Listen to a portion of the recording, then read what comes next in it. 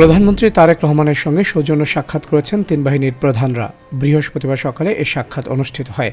এর আগে সকালে এনএসআই ও ডিজিএফ এর মহাপরিচালকের সঙ্গে পৃথকভাবে বৈঠক করেছেন তিনি। রমজান মাস উপলক্ষে বৃহস্পতিবার থেকে দেশের সব স্কুল, কলেজ ও মাদ্রাসায় ছুটি শুরু হচ্ছে। ইতিমধ্যে মাদ্রাসা ও কলেজে ছুটি কার্যকর করা হয়েছে।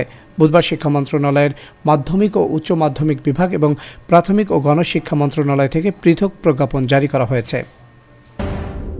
ঢাকা উত্তর ও দক্ষিণ এবং চট্টগ্রাম সিটি কর্পোরেশন নির্বাচনের মধ্য দিয়ে স্থানীয় সরকার নির্বাচন কার্যক্রম শুরু করবে ইসি। কমিশন সূত্র জানায়, এই 3 সিটি নির্বাচন শেষে বাকি 9 সিটির পাশাপাশি স্থানীয় সরকারের সকল পরিষদের নির্বাচন আয়োজন করা হবে।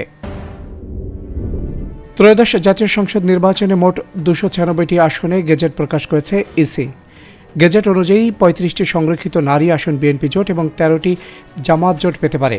নির্বাচনে বিএনপি আসন পেয়েছে 209টি এবং জামায়াত ইসলামী পেয়েছে 68, এনসিপি 6টি। ইরানের বিরুদ্ধে সম্ভাব্য সামরিক অভিযানে যুক্তরাষ্ট্র প্রস্তুত বলে ট্রাম্পকে জানিয়েছে পেন্টাগন। বলেছে, শনিবার থেকে হামলা শুরু করা সম্ভব, তবে এখনও চূড়ান্ত সিদ্ধান্ত নেননি ট্রাম্প। ঝুঁকি, সম্ভাব্য পাল্টা আঘাত এবং আঞ্চলিক স্থিতিশীলতার প্রশ্নে হোয়াইট হাউসে চলছে নিবিড় পর্যালোচনা।